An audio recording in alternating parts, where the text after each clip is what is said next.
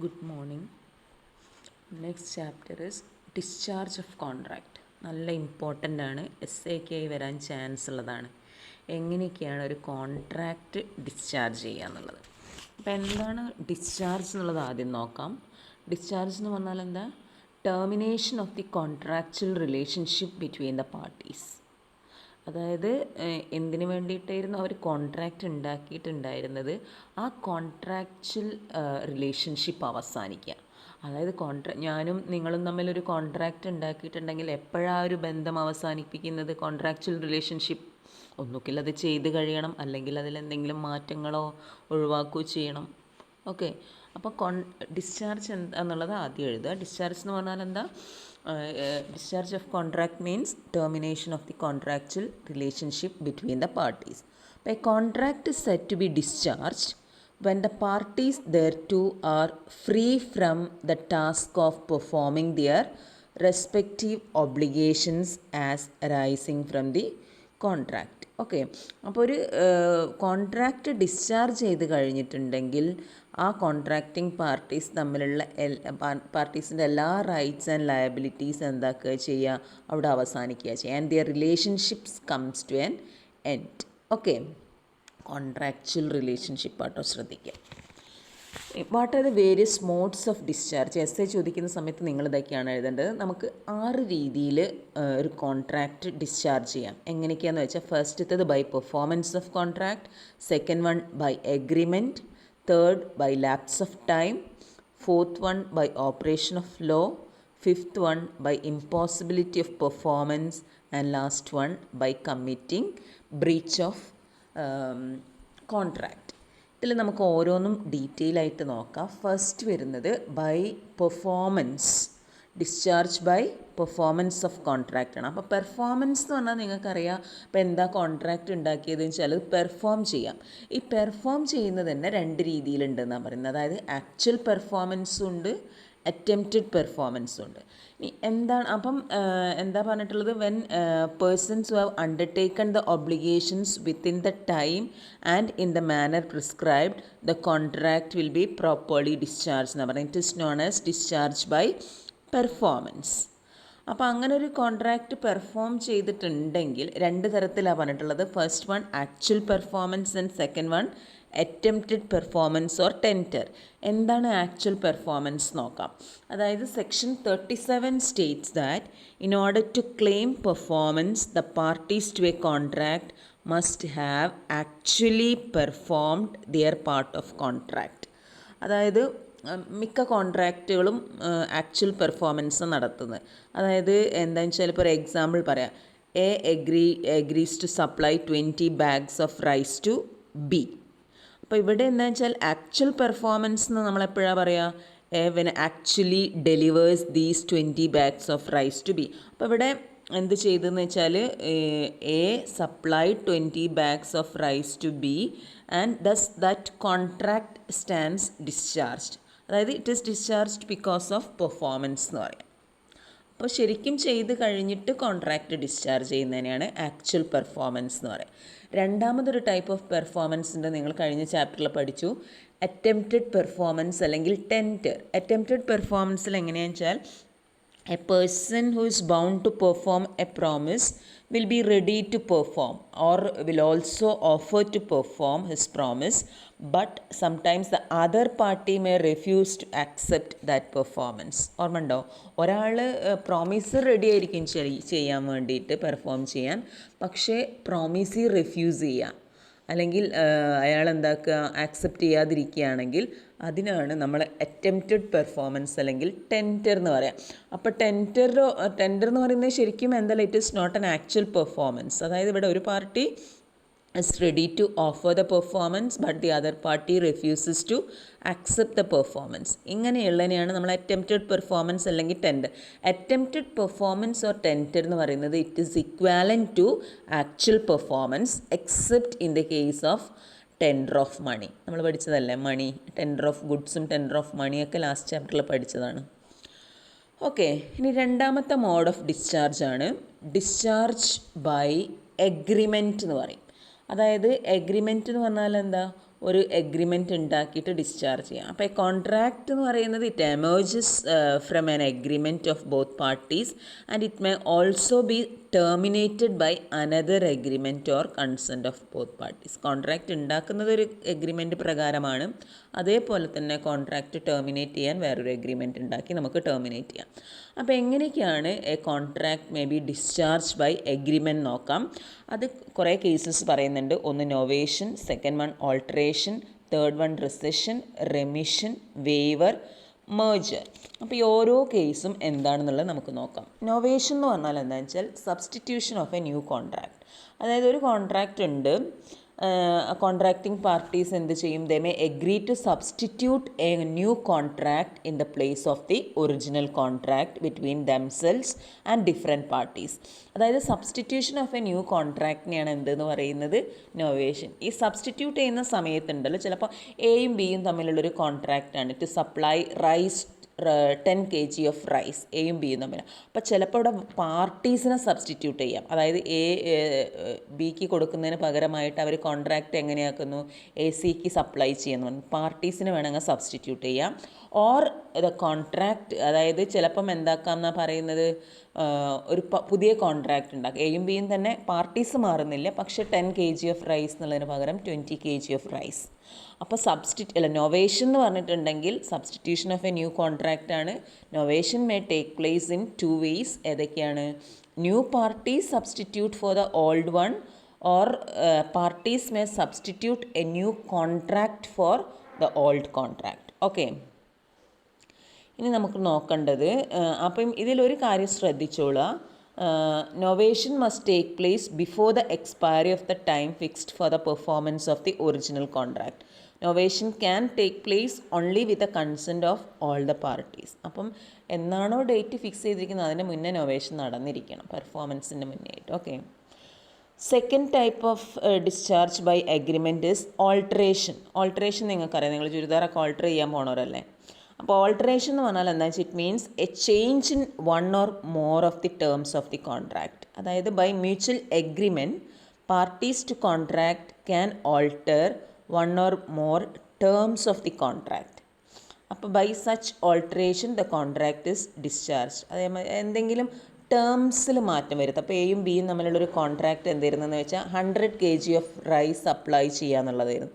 അപ്പോൾ ഈ ഒരു കോൺട്രാക്റ്റിൽ ഇവിടെ എന്താ പറയുക, ഒന്നുകിൽ ടൈം അല്ലെങ്കിൽ പ്ലേസ് ഓഫ് ദി കോൺട്രാക്റ്റിൽ മാറ്റം വരുത്തുക, അല്ലെങ്കിൽ ഈ 100 kg ഓഫ് റൈസ് എന്നുള്ളതിന് പകരം 50 kg of rice or 150 kg of rice എന്നൊക്കെ പറഞ്ഞുകൊണ്ട് മാറ്റങ്ങൾ വരുത്തുകയാണെങ്കിൽ അതിനാണ് എന്തെന്ന് പറയുക? ഓൾട്ടറേഷൻ. അതായത് ഇവിടെ എന്താ ചെയ്യുന്നത്? Variations of one or more terms of the contract. So ഇവിടെ നൊവേഷനും ഓൾട്ടറേഷനും തമ്മിലുള്ള വ്യത്യാസം എന്താണെന്ന് ചോദിച്ചാൽ, in the case of novation a new contract places an old contract. അതായത് പാർട്ടീസും ചേഞ്ച് ചെയ്യാം.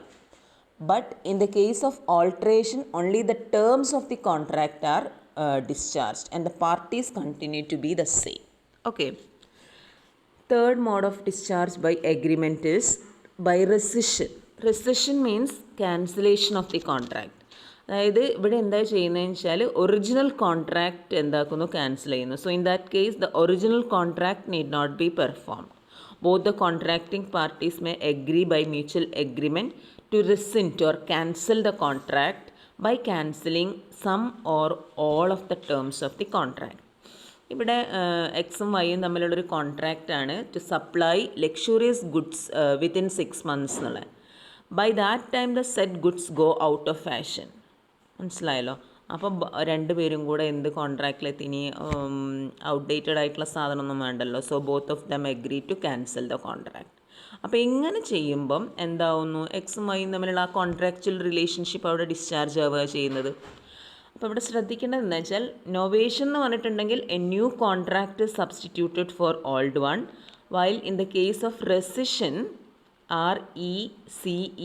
RECESSION ആണ്, the old contract is cancelled and no new contract is substituted. അവിടെ ക്യാൻസലേഷൻ ആണ്, പിന്നെ പുതിയതൊന്നും വരുന്നില്ല.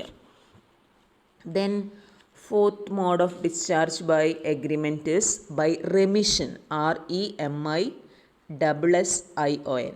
റെമിഷൻ എന്ന് പറഞ്ഞാൽ എന്താണെന്ന് വെച്ചാൽ acceptance of A lesser performance than what was actually due under the contract. ശരിക്കും കോൺട്രാക്റ്റിൽ അവർ ഒപ്പുവെച്ചതിനേക്കാൾ കുറവായിട്ട് എന്ത് ചെയ്യുക, പെർഫോം ചെയ്യുക. ഇപ്പം unilateral act of the promisee discharging at his will and pleasure the obligation of another. അപ്പോൾ ഇവിടെ എന്താ ചെയ്യുന്നതെന്ന് വെച്ചാൽ എക്സ് ശരിക്കും എക്സ് ഓസ് 500 ടു വൈ. എത്ര കൊടുക്കാനുള്ളത്? 500 രൂപയാണ്. Y agrees to accept a lesser sum, namely 400 instead of 500.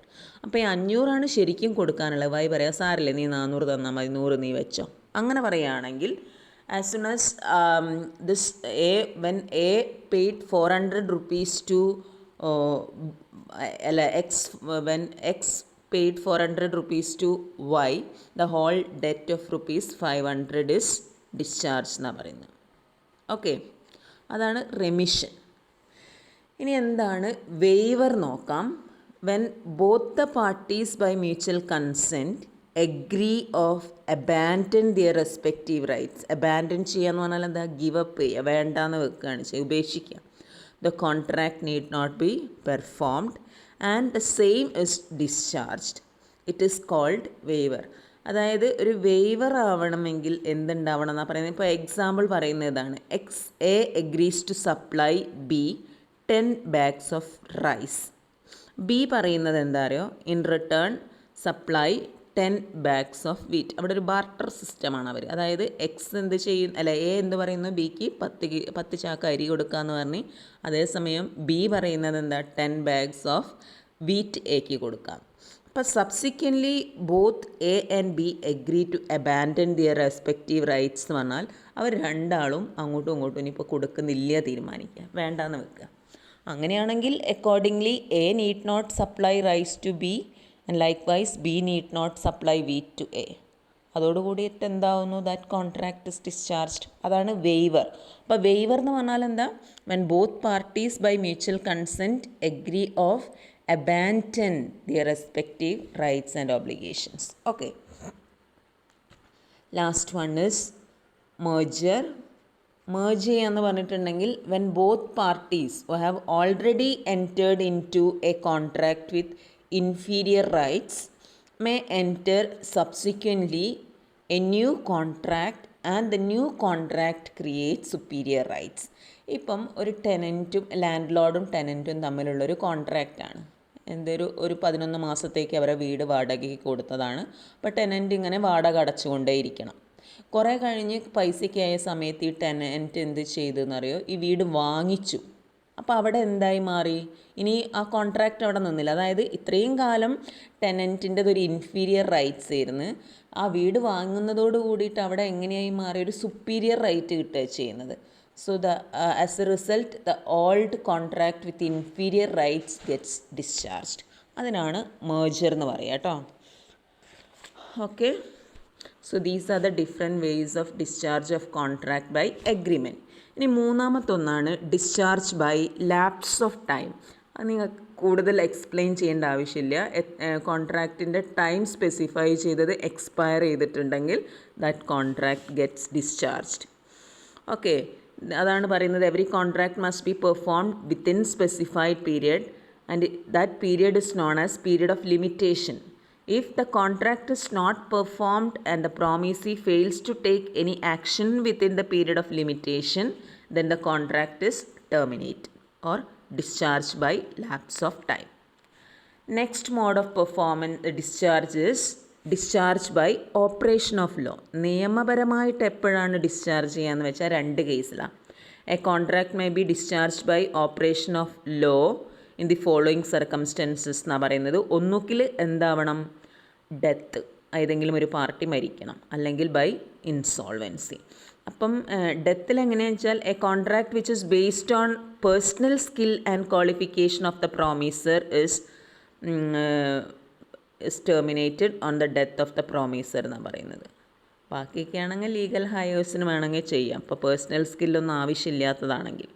അതേപോലെ ഇൻസോൾവൻസിയിൽ എങ്ങനെയാണെന്ന് വെച്ചാൽ if a person is adjudicated insolvent by a competent court all his rights and obligations are vested with the official receiver, and insolvent is discharged from all his rights and obligations arising from the earlier contract. അപ്പോൾ അതാണ് operation of law എന്ന് പറയുന്നത്. നിയമപരമായിട്ട് ഒന്നുകിൽ ആരെങ്കിലും മരിക്കണം, അല്ലെങ്കിൽ എന്താവണം, ഇൻസോൾവൻ്റ് ആവണം. ഇൻസോൾവൻ്റ് ആവുന്നതോടുകൂടി അയാളുടെ റൈറ്റ്സ് ഒക്കെ ആരിലേക്ക് പാസ് ചെയ്യപ്പെടും? Official റിസീവറിലേക്ക്. The next mode of discharge is discharge by impossibility of performance. ഈ ഇമ്പോസിബിലിറ്റി എന്ന് പറഞ്ഞാൽ എന്താണെന്നറിയോ? ചെയ്യാൻ ഇമ്പോസിബിൾ ആയി പോവുക. A contract will be discharge when the performance of the contract becomes impossible. അപ്പോൾ ഈ ഇമ്പോസിബിലിറ്റി എന്ന് പറയുന്നത് രണ്ട് തരത്തിൽ വരാം. അതായത് at the time of the contract or subsequent to the contract. ഇപ്പം ഞങ്ങൾ ഒരു കോൺട്രാക്റ്റ് ഉണ്ടാക്കുന്നത് എന്താണെന്ന് വെച്ചാൽ, എയും ബിയും തമ്മിൽ എന്തെങ്കിലും ഒരു കോൺട്രാക്റ്റ് ഉണ്ടാക്കുന്നു. അതായത് 10 bags ഓഫ് റൈസ് സപ്ലൈ ചെയ്യാമെന്ന് പറഞ്ഞിട്ട്. അപ്പോൾ ഇവിടെ at the time of the contract it is possible to perform. മനസ്സിലായല്ലോ? അപ്പം അത് പിന്നീട് അതെന്തെങ്കിലും ഇമ്പോസിബിൾ ആയിട്ടുണ്ടെങ്കിൽ അതിനെയാണ് ഇമ്പോസിബിലിറ്റി സബ്സിക്വൻറ്റ് ടു കോൺട്രാക്ട്. നേരെ മറിച്ചിട്ടൊരു കോൺട്രാക്റ്റ് ഉണ്ടാക്കുക, ഒരു എന്താ പറയുക, ഒരു മല എടുത്തിട്ട് ഇവിടെ എടുത്തിട്ട് അപ്പുറം കൊണ്ടാക്കുക, അതൊക്കെ പോസിബിൾ ആണോ? It is impossible at the time of the contract. അപ്പോൾ ഇമ്പോസിബിലിറ്റി തന്നെ രണ്ട് തരത്തിൽ വരാം. At the time of the contract, at the time of formation of the contract, or അതായത് impossibility which arises subsequent to the formation of the contract. ഇനിയിപ്പം നമുക്കറിയാം at the time of the formation of the കോൺട്രാക്റ്റിന് impossible ആണെന്ന് അറിയാൻ വെച്ചാൽ എന്താണെന്നാണ് പറയുന്നത്?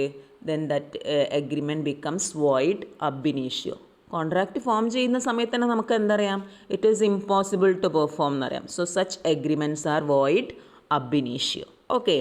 ഇനി impossibility which arises subsequent to the formation of the contract. അതായത് കോൺട്രാക്റ്റ് ഉണ്ടാക്കുമ്പം it is possible to perform.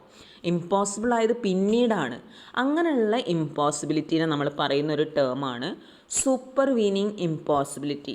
ചിലപ്പോൾ ചോദിക്കാൻ ചാൻസ് ഉണ്ട്, എക്സ്പ്ലെയിൻ സൂപ്പർവീനിങ് ഇമ്പോസിബിലിറ്റി. ഓക്കെ. അപ്പോൾ സൂപ്പർവീനിങ് ഇമ്പോസിബിലിറ്റി എന്ന് പറഞ്ഞാൽ എന്താണെന്ന് എഴുതേണ്ടതെന്ന് വെച്ചാൽ, impossibility which arises subsequent to the formation of the contract is known as subsequent impossibility or supervening impossibility. ഈ സൂപ്പർവീനിങ് ഇമ്പോസിബിലിറ്റി എന്ന് പറയുന്നത് എന്തായിരിക്കും എന്നറിയോ? അതായത് non performance of the contract may be due to some events beyond the control of the parties. In such case performance of contract will be discharge. This is known as doctrine of supervening impossibility. അതായത് എയും ബിയും എന്താക്കി? Contract ഉണ്ടാക്കി. A and B contract to marry each other. കല്യാണം കഴിക്കാനുള്ളൊരു കോൺട്രാക്റ്റാണ്. Before the time fixed for marriage A goes mad. മനസ്സിലായോ? This supervening factor renders the contract impossible. So the contract becomes void. അവിടെ കോൺട്രാക്റ്റ് ഉണ്ടാക്കുന്ന സമയത്ത് it is possible, പക്ഷേ subsequently it is എന്തായി എന്നാണ് പറയുന്നത്? ഇമ്പോസിബിൾ. അതായത് ഇറ്റ് ഈസ് എന്തുകൊണ്ടാണ് ഇത് ഇമ്പോസിബിൾ ആയിട്ടുള്ളതെന്നാണ് പറയുന്നത്? Due to some events beyond the control of the parties. ആരും വിചാരിച്ചിട്ടില്ല അയാൾക്ക് ഇതായി പോകുന്നുള്ളത്. ഓക്കെ. ഇനി ഈ supervening impossibility is an excuse for the non performance of the contract. എപ്പോഴൊക്കെയാണെന്ന് അറിയാം സൂപ്പർവീനിങ് ഇമ്പോസിബിലിറ്റി വരുന്നത് നോക്കാം. ഒന്നുകിൽ എന്താകണം? Destruction of the subject matter. നമ്മൾ എന്താണോ കോൺട്രാക്ട് ചെയ്യാനുള്ള അതിൻ്റെ സബ്ജക്റ്റ് മാറ്റർ ഡിസ്ട്രോയ്, അതായത് ഡിസ്ട്രക്റ്റ് ചെയ്യാം. ഇപ്പോൾ ഒരു കുതിരേനെ ഇതാക്കാനാണെങ്കിൽ, കുതിരേനെ വിൽക്കാനാണ്, ആ കുതിരനെ ചത്തുപോവുക. അതോടുകൂടിയിട്ട് ആ കോൺട്രാക്റ്റ് അവിടെ എന്തായി? That contract gets discharged. അല്ലെങ്കിൽ death or personal incapacity of the promisor, where the performance of a contract depends upon the personal skill of the party. അങ്ങനെയാണെങ്കിൽ the contract will be discharge in case of his death or personal incapacity. വേറൊരു കേസിൽ സൂപ്പർവീനിങ് എങ്ങനെയാണ് വരിക വെച്ചാൽ, contract becoming subsequently illegal. ഉണ്ടാക്കുന്ന സമയത്തൊക്കെ ലീഗലായിരിക്കും, subsequently it becomes ഇല്ലീഗലായി പോവുക. അങ്ങനെയാവുന്ന സമയത്തും എന്താവാം എന്നാണ് പറയുന്നത്? That contract need not be performed. Last one, non occurrence or non existence of a particular state of things. അതായത് usually both parties enters into a contract on the basis of continued existence of or occurrence of certain state of things. If the state of things are not in existence at the time of contract, or such state of things which ought to have occurred does not occur, then the contract is discharged എന്നാണ് പറയുന്നത്. ഇപ്പോൾ ഒരു contract ഉണ്ടാക്കിയത് എന്തെങ്കിലും നെല്ല് supply ചെയ്യാമെന്നായിരുന്നു. അവിടെ ഒരു ഇതുണ്ടായിരുന്നു, ഇപ്രാവശ്യത്തെ നെല്ല് നല്ല വിളവ് കിട്ടുകയാണെങ്കിൽ സപ്ലൈ ചെയ്യാം. പക്ഷേ നെല്ലെന്തായി എന്നാണ് പറയുന്നത്, ഇപ്രാവശ്യം ഉണ്ടായില്ല. ആ particular state of thing does not occur. മനസ്സിലായോ? അങ്ങനെ ആവുന്ന സമയത്തും അത് ഉണ്ടാവാഞ്ഞിട്ടാണല്ലോ നമ്മൾ കൊടുക്കാതിരിക്കുന്നത്, ആ കോൺട്രാക്ട് പെർഫോം ചെയ്യാണ്ടിരിക്കാൻ. അതാണ് പറയുന്നത് non occurrence or non existence of particular state of things എന്നുള്ളത്. Okay, so these are the cases where supervening impossibility is exercised. Next, last one is discharge by breach of contract. Breach of contract എന്ന് പറഞ്ഞാൽ എന്താണെന്ന് വെച്ചാൽ failure of a party to perform his obligation under a contract. ഒരാൾ വീഴ്ച വരുത്തുന്ന, ഒരു contract ഉണ്ടാക്കി പക്ഷേ ഒരു പാർട്ടി എന്താക്കുക, വീഴ്ച വരുത്തുക, അത് പെർഫോം ചെയ്യുന്നത്, അതിനെയാണ് ബ്രീച്ച് ഓഫ് കോൺട്രാക്ട്. അപ്പം when a promisor has fail to perform is part of contract he has committed a breach of contract. അതായത് കോൺട്രാക്റ്റിൽ യൂണിലാറ്ററൽ ബ്രീച്ചും വരാറുണ്ട്, ബൈലാറ്ററൽ ബ്രീച്ചും വരും. അപ്പം if the contract is unilateral, the only remedy for the other contracting party is to claim relief for breach against the promiser. ഒരാളുടെ ഭാഗത്ത് നിന്ന് മാത്രം വീഴ്ച വരുത്തുന്നതെങ്കിൽ മറ്റേ ആൾക്ക് എന്ത് ചെയ്യാം, ആരാണോ വീഴ്ച വരുത്തിയത് അയാളുടെ അടുത്തുനിന്ന് എന്ത് ചെയ്യാം, എന്താ നഷ്ടം വന്നതെന്ന് വെച്ചാൽ അത് ക്ലെയിം ചെയ്തെടുക്കാം. If the contract is bilateral, the party who is not in breach is not only entitled to claim relief for breach but also exonerated from liability to perform is part of contract എന്നാണ് പറയുന്നത്. അപ്പം breach of contract എന്ന് പറയുന്നത് രണ്ട് തരത്തിൽ വരാം, actual breach of contract and anticipatory breach of contract. എന്താണ് ഈ ആക്ച്വൽ ബ്രീച്ച് ഓഫ് കോൺട്രാക്ട് എന്ന് പറഞ്ഞാൽ? It may take place at the time when the performance becomes due, and in such cases only one party fails or refuses to perform its obligation. It also occurs during the performance of the contract, and in such cases also one party fails or refuses to perform its obligation. അതായത് actual breach of contract എന്ന് പറയുന്നത് ഒന്നുകിൽ എപ്പോഴായിരിക്കുന്ന പറയുന്നത്, either at the time when the performance is due or during the performance of contract. അതായത് at the time when the performance is due എന്ന് പറയുന്നത് if a person fails to perform is part of contract. When performance is due, actual breach of contract occurs and he is liable for breach. Example പറയുന്നത് ഇതാണ്, X agrees to supply 10 bags of sugar on 1st March. ഇവിടെ ശരിക്കും എന്താണെന്ന് വെച്ചാൽ this performance എന്ന് പറയുന്നത് എന്താണ്, it is due on 31st of March ആണ്.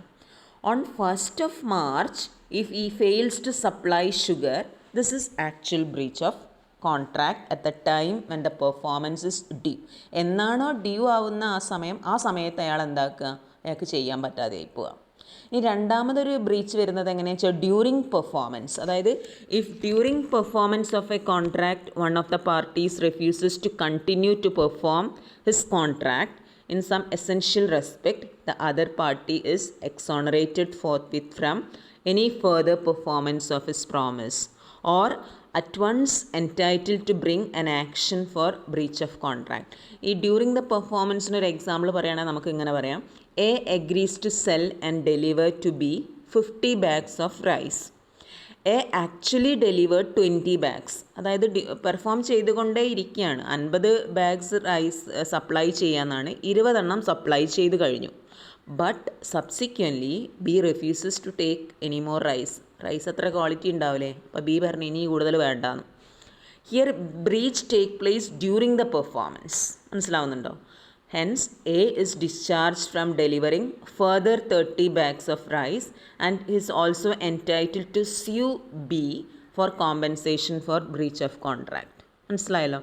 അപ്പോൾ എക്ക് ഇനി പെർഫോം ചെയ്യേണ്ട ആവശ്യമില്ല, ബിക്ക് എതിരെ വേണമെങ്കിൽ എന്താക്കും ചെയ്യാം, കോമ്പൻസേഷൻ വേണമെങ്കിൽ ക്ലെയിം ചെയ്യാം, നഷ്ടപരിഹാരം തരാൻ പറയാം. കാരണം 50 കിലോ റൈസ് 50 ചാക്ക് റൈസ് ഇവിടെ എത്തിക്കാൻ വന്നിട്ടുള്ള വണ്ടിക്കൂലി എന്തൊക്കെയാണെന്ന് വെച്ചാൽ അയാൾക്ക് വാങ്ങാം. ഓക്കെ, ഇനി ഇതാണ് ആക്ച്വൽ ബ്രീച്ച് എന്ന് പറയുന്നത്. രണ്ടാമതൊന്ന് വരുന്നത് anticipatory breach of contract.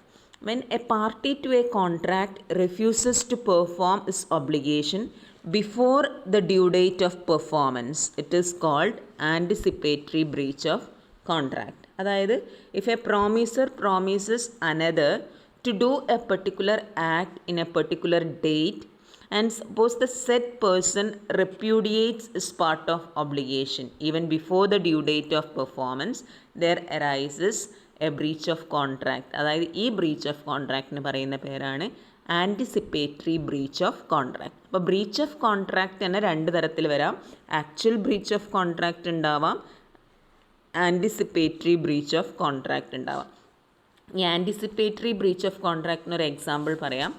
A agrees to supply 5 bags of sugar to B on 1st of March.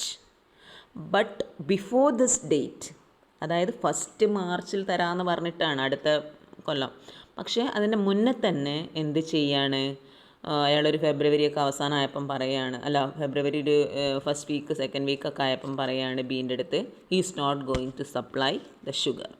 This is an anticipatory breach of contract by express repudiation. വേണ്ട, നമ്മൾ ആ കോൺട്രാക്റ്റ് ആദ്യമേ വേണ്ടാന്ന് വെക്കുക ഡ്യൂ ഡേറ്റ് ആവുന്നതിന് മുന്നേ. അപ്പം ആക്ച്വൽ ബ്രീച്ചിൽ എന്താ ചെയ്യുന്നത്, ഒന്നുകിൽ at the time of the performance is due, എന്നാണോ 1st മാർച്ചിന് സപ്ലൈ ചെയ്യാമെന്ന് പറഞ്ഞിട്ടുണ്ട് 1st മാർച്ച് ആവുന്ന സമയത്ത് സപ്ലൈ ചെയ്യാണ്ടിരിക്കുക. ഇനി ഡ്യൂറിങ് ദ പെർഫോമൻസിൽ നടന്നുകൊണ്ടിരിക്കുമ്പോൾ പകുതിക്ക് വെച്ച് വേണ്ടാന്ന് വെക്കുക. ആൻറ്റിസിപ്പേറ്ററി ബ്രീച്ചിൽ എന്താ വരുന്നത്, ശരിക്കും ഡേറ്റ് ആവുന്നതിൻ്റെ മുന്നേ തന്നെ കോൺട്രാക്റ്റ് വേണ്ടാന്ന് വെക്കുക. Okay, so these are the cases where a contract അല്ലെങ്കിൽ different modes of discharge of contract. Thank U.